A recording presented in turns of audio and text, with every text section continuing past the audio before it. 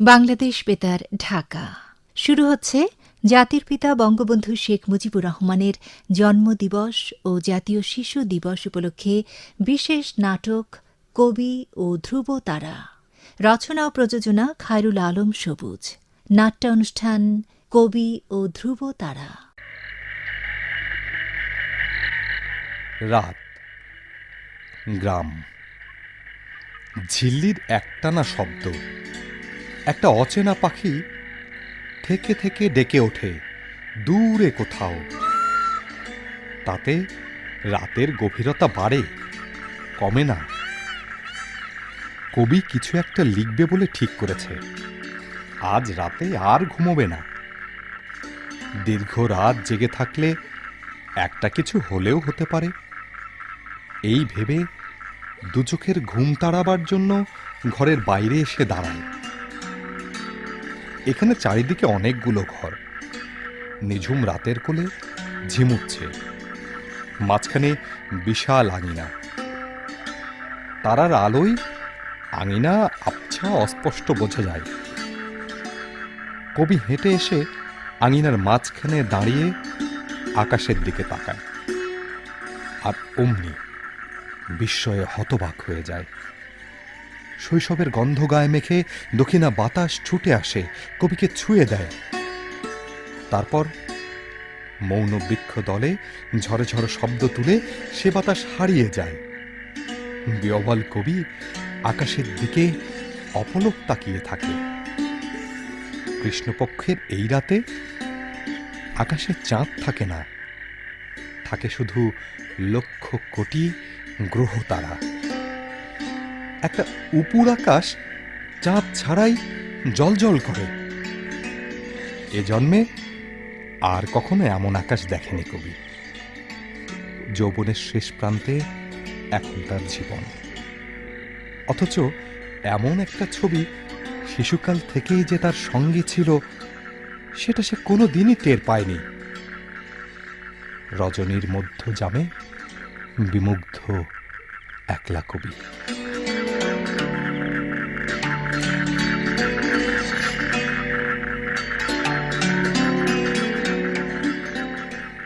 আহ,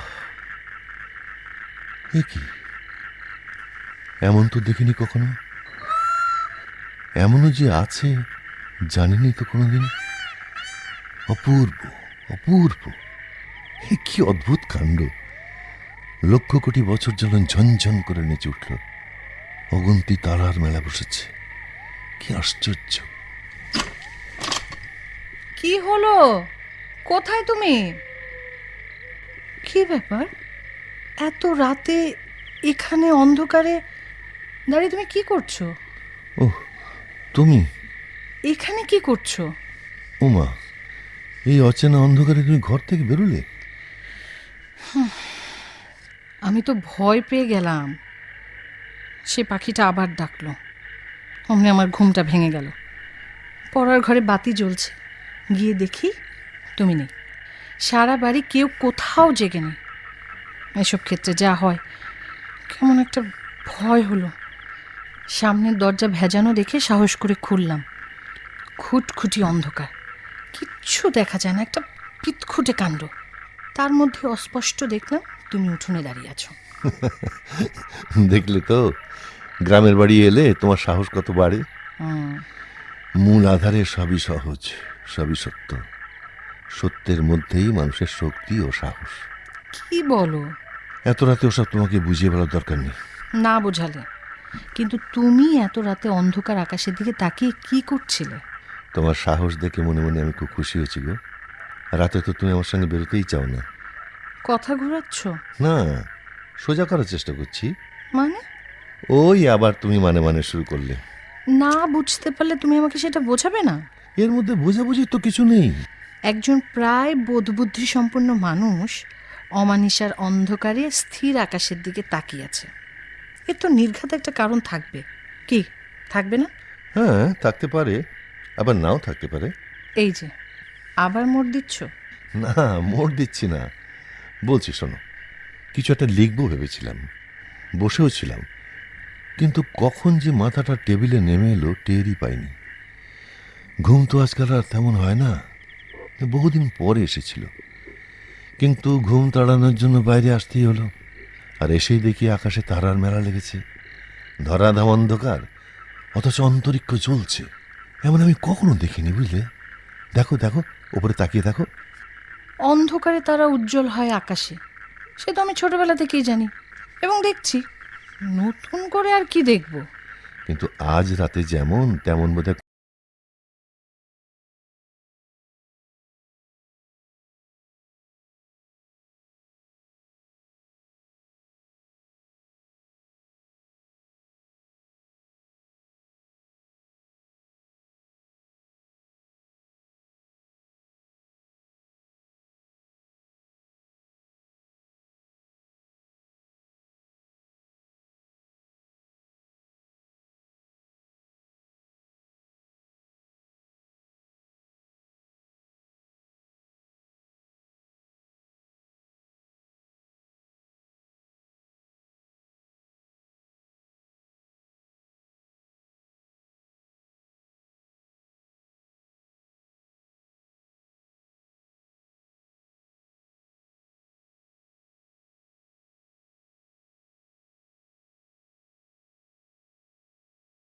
বলেছিলে না আকাশে স্থির তাকিয়ে কি দেখছিলাম?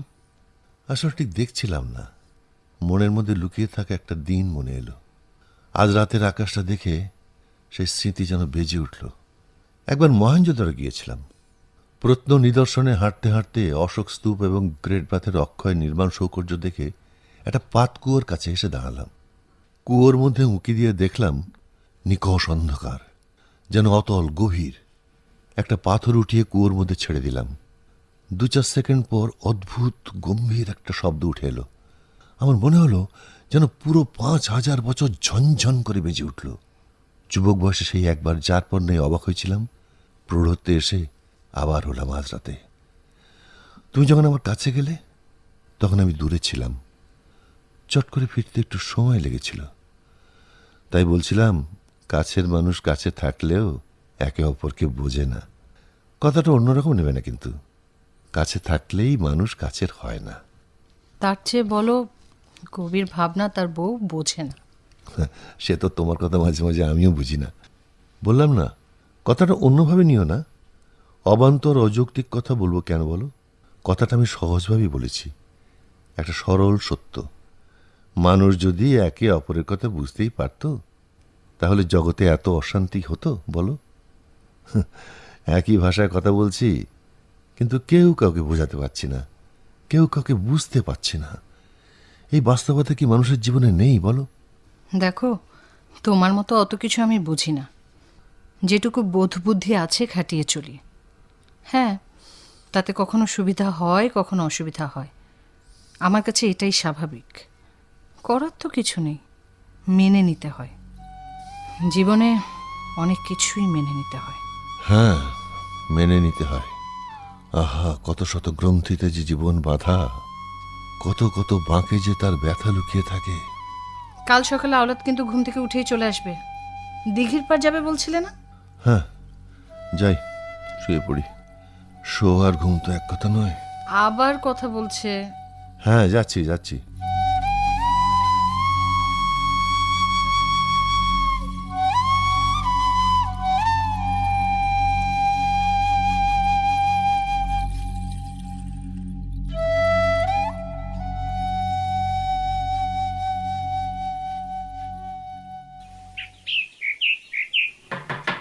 ভাইজান, ও ভাইজান, দাঁড়াও, দরজা খুলি। এই আওলাদ আসছে, ওঠো।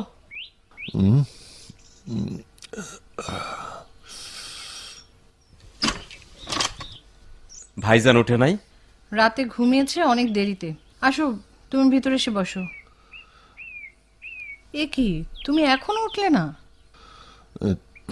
তুমিও চলো। না, চুনুর বউ নাস্তা নিয়ে আসবে, তুমি খেয়ে বের হও। না, তাহলে আমি বাজারেই খেয়ে নেব। আওলাদ, বস। ঠিক আছে ভাইজান, আপনি রেডি হন।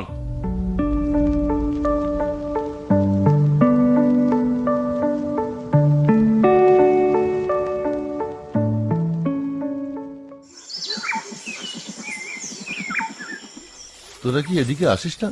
না ভাইজান, এখানে আসবো কেন? অচেনা লোকজন আসে, তারা ঘুরতে ঘুরতে এখানে চলে আসে। বিশাল দিঘি, দেখেই তারা আনন্দ পায়। আমাদের তো নিত্যদিন চোখের উপর, নিত্য দেখায় তো আর হঠাৎ দেখার আনন্দ পাওয়া যায় না। হ্যাঁ, সেটা ঠিকই বলেছিস। খুব কম জিনিসই আছে যা প্রথম দেখার ঘোর দ্বিতীয়বারেও থাকে। সেই কমের মধ্যে আমার কাছে এই দিঘি। এদেশে যত বড় বড় দিঘি আছে তাদের সবার উৎপত্তির গল্প প্রায় এক। এটা জানিস তো? গল্পের পেছনে রমলা, কমলা কিংবা দুর্গা কেউ একজন থাকেন। রাজা দিঘি তো কাটালেন, যত দূর হেঁটে যেতে পারে কমলা ততটা জায়গা জুড়ে কাটা হলো দিঘি। কিন্তু জল কই? খাঁ খাঁ করে নতুন কাটা দিঘি, এক ফোঁটাও জল নেই কোথাও। জল চাইলে কন্যা দান করতে হবে। স্বপ্ন দেখে রাজা অথবা সেই কন্যা।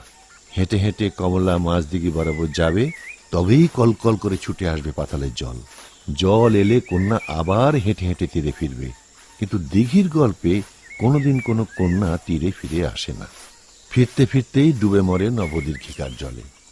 প্রতিটি দিঘির ইতিহাসে এমন একটি করুণ কাহিনী আছেই আছে। গ্রামের বাড়ি আসলে আপনি দিঘির পারে আসবেনই, এটা আমি লক্ষ্য করেছি ভাইজান। আচ্ছা, ঘরের কাছে আসি নগর, সেটা এক ঘর পড়শি বসত করে। আহা, একবার তুমি তাহলে দেখবে না? অন্তত একবার দেখার চেষ্টাও করবে না? আমি একদিনও না দেখিলাম তারে, এ বলেই তোমার দায়িত্ব শেষ? পড়শির ভালো মন্দ দেখতে হয়, খোঁজ খবর করতে হয়। কি বলেন এসব ভাইজান? কেন, তোর কি বুঝতে কষ্ট হয়? তুই তো বইপত্র পড়েছিস, এসব বুঝতে পারিস না? এই সব কথা কেমন যেন ধোয়াটে লাগে। এই দিঘির প্রচলিত প্রাচীন কাহিনী এই অঞ্চলের মানুষ জানে, যেমন অন্যেরা জানে তাদের অঞ্চলের কাহিনী। কিন্তু আমার কাছে এই দিঘির পাড়ের ভিন্ন কাহিনী আছে, সম্পূর্ণ আলাদা। কি বলেন? হ্যাঁ, সে কাহিনীর খবর কেউ কখনো পায়নি। আমার মা আর বাবা জানতেন, আর আমি জানি। কিন্তু আমার মা বাবা তার বেঁচে নেই, আরো একজন ছিলেন, কিন্তু তাকে আমি কোনোদিন দেখিনি। তার নাম জেনেছিলাম, কিন্তু কোথায় থাকেন তা জানতাম না। ভাইজান, এই সিটটাতে বসেন। অনেকক্ষণ ধরে হাঁটছেন, একটু বিশ্রাম লাগবে। আমিও বসি, এই গল্পটা আমি শুনবো ভাইজান। তুই তো পড়শির খবর রাখিস না, এ গল্প শুনে কি করবি? গল্প শুনেও মানুষের অভিজ্ঞতা বাড়ে, সেটুকু তো হবে। তা ঠিক, না শোনার চেয়ে শোনা ভালো। তাহলে এই সিটটাতে বস। দাঁড়ান ভাইজান, একটু জায়গা দিই। এইবার বসেন। আমার তখন 10 বছর হবে। তোর বয়স এখন কত? কার? আমার? হুম, এই ধরেন 23-24 হবে। 23-24 কি রে? একটা বল। এইটাও তো আন্দাজে বললাম ভাইজান। কেন, তুই স্কুলে পড়াশোনা করিস নাই? করছি, বেশি তো আর করি নাই। 8 পর্যন্ত পড়ছিলাম, তারপর আর পড়ি নাই। তো আমি স্কুলে যতটুক শিখছি, স্কুলের বাইরে তার সাথে বেশি শিখছি। তাছাড়া গ্রাম সমাজে বয়স নিয়ে মানুষ তো কথা টথা বলে না। আমার জন্মের তারিখ আমার বাবারও মনে ছিল না, স্কুলের স্যারেরাই জন্মের তারিখ ঠিক করে দিছিল। আচ্ছা ঠিক আছে, সেটা কোনো বড় ব্যাপার না। কত মানুষই তো আছে জন্মদিনের হিসাব তা সারা জীবনও দরকার হয় না। আওলাদ, তুই কিন্তু বেশ সহজ সরল, এক বুদ্ধিমান বটে। ভাইজান, এইবার গল্পটা বলেন।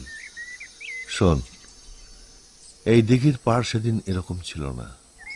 সেটা ছিল যুদ্ধের বছর। বললাম না, আমার তখন 10 বছর বয়স। যা দেখি তার সবটাই মনে থাকে। ঝকঝকে ছবির মতো সেদিনের কথাগুলো সব মনে আছে। দিঘির চারদিক ঘন জঙ্গলে ছাওয়া ছিল। একটু দূর থেকে দিঘিটার চোখেই পড়তো না। বিকেল 3:30 কি 4টা হলেই শিয়াল ডেকে ওঠে। দিঘির উত্তর পশ্চিম কোণে বেতস লতার বন ছিল, একেবারে ঘন হয়ে। বাতাসে বেতসের কাঁটা সুর দুলে দুলে উঠত। সারা বাগানে কাঁটা সুরগুলো এপাশ ওপাশ করতে থাকে। পুরো বাগানটা যেন নেচে ওঠে। দেখতে ভারী ভালো লাগে। ছোটবেলা থেকেই আমার ভয় ডর একটু কম।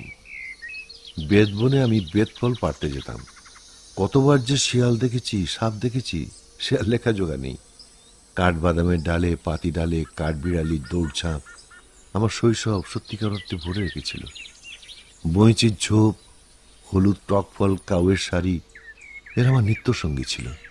সূর্যটা পশ্চিমে ঢলে পড়লেই আমি জঙ্গলের দিকে ছুটতাম।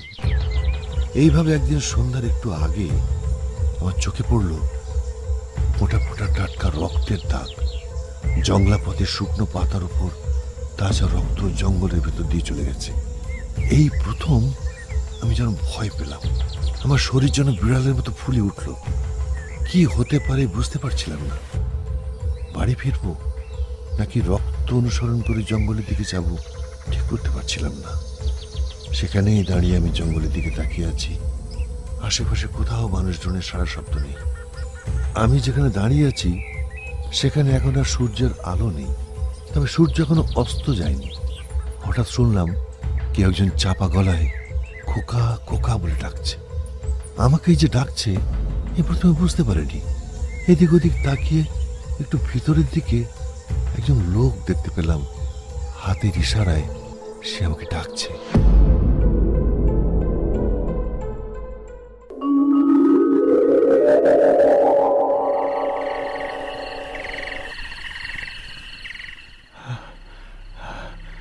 খোকা, এই এই খোকা, এই খোকা। আমাকে ডাকছেন? এদিকে একটু আসবে? আসছি, দাঁড়ান। কিছু বলবেন? তুমি তুমি থাকো কোথায়? এখান থেকে একটু দূরে। এখানের কিছুই আমি চিনি না। আপনি ব্যথা পেয়েছেন? দেশে এখন যুদ্ধ চলছে, তুমি জানো না? হ্যাঁ, জানি। ওই সামান্য একটু ব্যথা পেয়েছি, ও কিছু না। আমি শুকনো পাতায় রক্তর দাগ দেখেছি। আমি ওষুধ নিয়ে আসি। ওষুধ? ওষুধ কোথায় পাবে? এই বনেই আছে, গাছ গাছড়ার রস লাগালেই দেখবেন রক্ত ঝরা বন্ধ হয়ে যাবে। রক্ত রক্ত রক্ত এখন আর ঝরছে না। আচ্ছা আচ্ছা, তুমি তুমি আমার একটা কাজ করে দিতে পারবে? পারবো, বলুন কি কাজ? এই এই এই বাটিতে করে এক বাটি পানি এনে দিবে ওই দিঘি থেকে। আমি এক্ষুনি এনে দিচ্ছি। দিন, বাটিটা আমাকে দিন। এই নাও। সাবধান সাবধান, দেখো রাত নামছে কিন্তু। আকাশে এখনো অনেক আলো। সাবধানে যেও।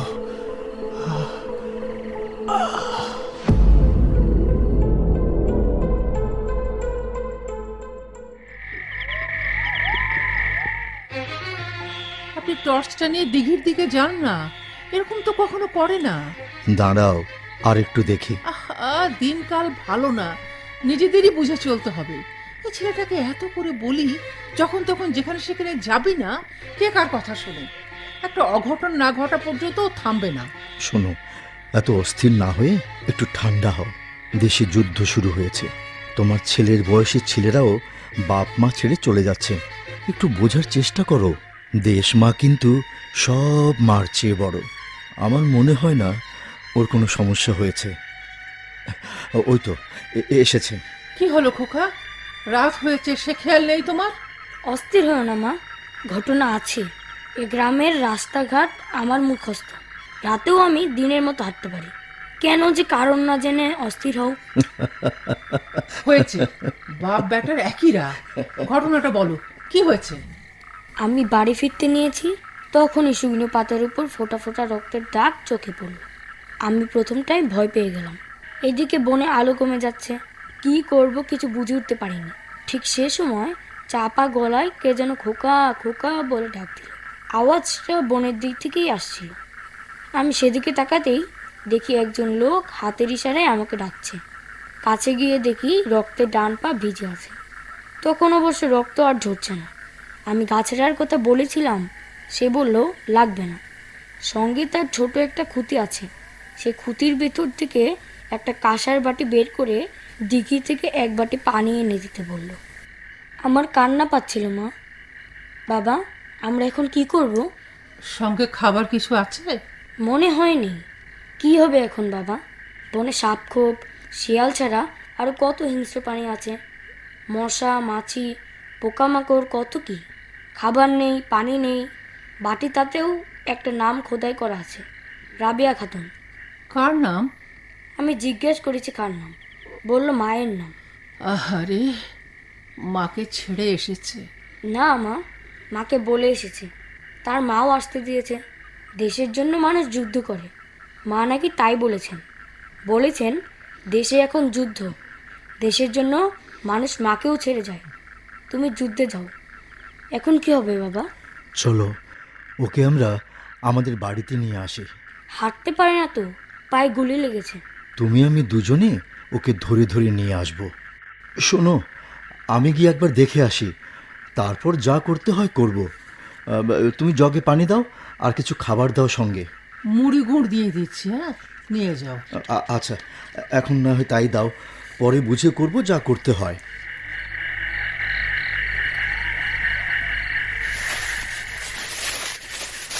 কাপড় দিয়ে টর্চটা এমনভাবে জড়ানো যে আলো বেরোচ্ছেই না। প্যাচটা আরেকটু খুলে দেবো বাবা? সামান্য খুলতে পারো, সাবধানে চলতে হয়। কে কোথায় ঘাপটে মেরে থাকে কেউ কি জানে? যুদ্ধ স্বাভাবিক সময় নয়, চারপাশ দেখে চলতে হয়। যতটুকু দেখা যায় তাই যথেষ্ট। বনের ভিতর প্রয়োজনে বাড়ানো যাবে। তুমি চিনতে পারছো তো? হ্যাঁ বাবা, তুমি আমার কাঁধে হাত রেখে পিছন পিছন আসো। হুম, আমরা ঠিকই পৌঁছে যাব। তারার আলোতেও কিন্তু মানুষ চলতে পারে। হ্যাঁ, তা না হলে অন্ধকারে পথ চলে কি করে? দাঁড়াও দাঁড়াও, গুড়মুড়ি আমি গলায় ঝুলিয়ে নেই, তাহলে হাঁটতে সুবিধা হবে। হ্যাঁ, এখন কোন দিকে বাবা? ওই যে ডান দিকে, হ্যাঁ। ওখানে প্রথম তাকে আমি দেখেছি। বাড়ি যাবার সময় আরেকটু ভেতরের দিকে রেখে গেছি। ভালো করে হাঁটতে পারছে না। পাটি ভরে আমি যে দিঘির পানি নিয়ে গেলাম, ঠিক মতো মুখেও দিতে পারছিল না। গায়ে জ্বর, হাতটা কাঁপছিল। তারপরেও আমার সঙ্গে অনেক কথা বলেছে। মার কথা বলেছে, বোনের কথা বলেছে। বাবা, হ্যাঁ দেখতে পাচ্ছো ওই যে কাঠবাদামের নিচে হ্যাঁ হ্যাঁ, ঝরা শুকনো পাতা বিছানার মতো বিছিয়ে দিয়েছি, আর শুয়েই ঘুমিয়ে পড়েছে। এখনো ঘুমাচ্ছে? দেখি তো, ওর গায়ে হাত দিয়ে দেখি। ওমা, জ্বর তো অনেক। খোকা খোকা, ওকে একটু ধরো তো, ধরো তো, এই চাদরটা ওর গায়ে জড়িয়ে দিই। হ্যাঁ হ্যাঁ হ্যাঁ, এই যে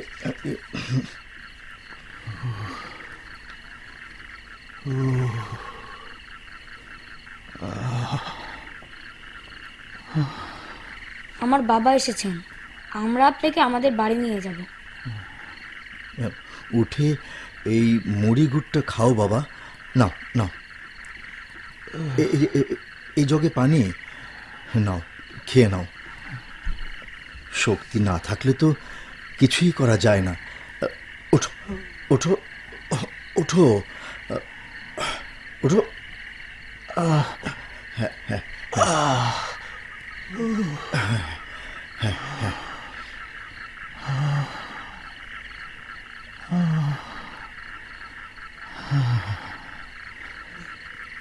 বিপদ আর উপায় হাত ধরাধরি করে আসে, তাই না? আমার এই ঘোর লাগা দিনে আপনারা কোত্থেকে এলেন বলুন তো? উহ, আপনারা কারা? তুমি এখন আমাদের সঙ্গে যাবে। এই যুদ্ধ তোমার একার না বাবা, আমাদের সবার। সব মানুষের কাজে সব মানুষ হাত লাগালে সেটাই শুভ এবং সেটাই সভ্যতা। হ্যাঁ, আপনার এই ছেলেটি অন্যরকম। মুখ ও মুখর দুটোই ওকে টানে। প্রকৃতি ও মানুষ দুটোতেই তার আনন্দ। এখান থেকে আকাশটা পরিষ্কার দেখা যায় না, তবে তারার ঝিকিমিকি টের পাওয়া যায়। ওই যে দেখো বাবা, হ্যাঁ চকচকে ওই যে বড় তারাটি, হ্যাঁ, ওর যেন কি নাম? ও তো ও তো ধ্রুব তারা, পৃথিবীর অনেক কাছে বলে ওকে বড় আর বেশি উজ্জ্বল লাগে। আমার আমার আমার একটা ধ্রুব তারা আছে, আমার নিজের।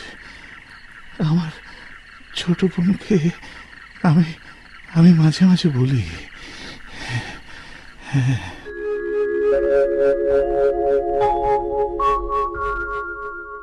জানিস আমার না একটা ধ্রুব তারা আছে। তোমার কি করে হবে? সে তারা তো আকাশে। আমি তাকে দেখি ধরণীতে, আকাশের নিচে। সে আমার ধ্রুব তারা। তাহলে আমাকে দেখাও।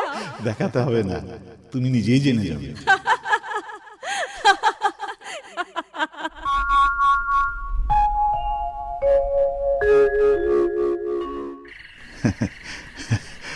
আমার আমার বোন হাসতে থাকে।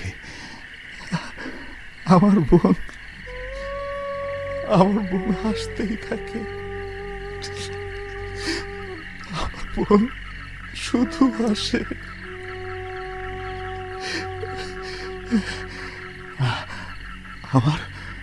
আমার সেই ধ্রুবতারাটা আমি তোমাকে দিয়ে যাব। তাকে তুমি তোমার বুকের মধ্যে রাখবে, তোমার অস্তিত্বের সঙ্গে মিলিয়ে নেবে, সেই তোমাকে পথ দেখাবে। তাহলে চলো, রাত বাড়ছে। না না না, কোথাও গেলে লোকজন জেনে যাবে। ভোর রাতে আমি অন্য কোথাও চলে যাব। কি করে যাবে? পারবো আমি, ঠিকই পারবো। বাবা আর আমি আপনাকে ধরে ধরে নিয়ে যাব, অসুবিধা হবে না। না শোনা, কেউ দেখে ফেললে তোমাদের অনেক বিপদ হবে।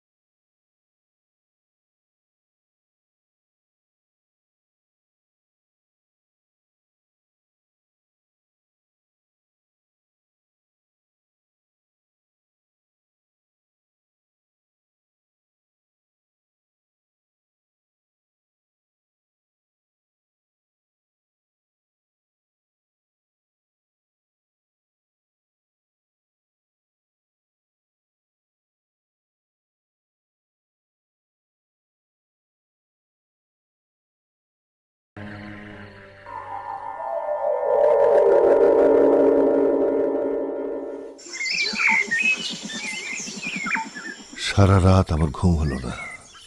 বাবা বারবার বিছানায় গা দিচ্ছে, আবার উঠে যাচ্ছে। সে কি নিঃশব্দ যন্ত্রণা। আমি আমার ঘরের জানালা খুলে চুপচাপ বসে আছি। কেন বসেছিলাম, আজ যদি এই প্রশ্ন কেউ আমাকে করে, আমি তার উত্তর দিতে পারবো না। শেষ রাতের নৈশব্দ ভেঙে পরপর 3টি গুলির শব্দ ভেসে এলো। এই শব্দের জন্য আমি শৈশবে জানালা খুলে বসেছিলাম কিনা সে রহস্যের মীমাংসা আজও হয়নি। তবে মায়ের নাম খোদাই করা কাঁসার বাটি আমার কাছে আজও আছে, আর আছে ধ্রুবতারাটি। এতদিন পর আমার কলমে কবিতাটি ভেসে এলো। এভাবেই কি কবিতা আসে? হ্যাঁ, তাই তো আসে। কবিতা লেখা যায় না, কবিতা আসে। চন্দ্র সূর্য ধ্রুব হয় যদি, সে আমার ধ্রুব তারা। এ আকাশ তলে নদী মাটি জলে লক্ষ ঘরের দ্বীপ। শেখ মুজিব, শেখ মুজিব, শেখ মুজিব। জোনাকির আলো বুকে ধরে তারে করেছে হাজার সূর্য। বিরান ভূমিরে সবুজ করিতে বাজিয়ে সে রণতুর্য। সোনার এদেশে এঁকে দিয়ে গেছে সূর্য রঙের টিপ। শেখ মুজিব, শেখ মুজিব, শেখ মুজিব। কীর্তির চেয়ে বড় তুমি, মহামহিয়ান। বাঙালি জাতির ইতিহাস তুমি, চিরমহান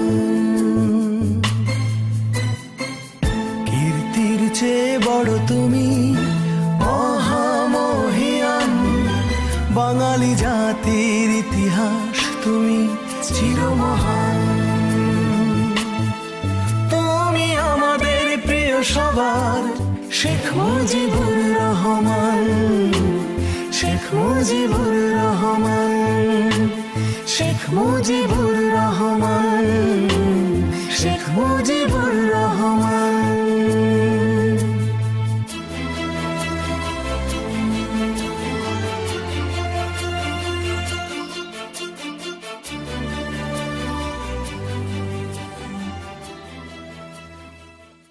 এতক্ষণ শুনলেন জাতির পিতা বঙ্গবন্ধু শেখ মুজিবুর রহমানের জন্মদিবস ও জাতীয় শিশু দিবস উপলক্ষে বিশেষ নাটক কবি ও ধ্রুব তারা। এতে বিভিন্ন চরিত্রে অভিনয় করেছেন কবি জয়ন্ত চট্টোপাধ্যায়, কবির মা রুবি আফরোজ, কবির বাবা সুব্রত চক্রবর্তী, মুক্তিযোদ্ধা মোহাম্মদ আরিফ হোসেন, আওলাদ মোহাম্মদ জসিমউদ্দিন, শায়লা নাহিদা শারমিন, কথক আল জাবির, বালক নাফিম আহমেদ। শব্দগ্রহণ ও সম্পাদনায় মোহাম্মদ লিয়াকত হোসেন।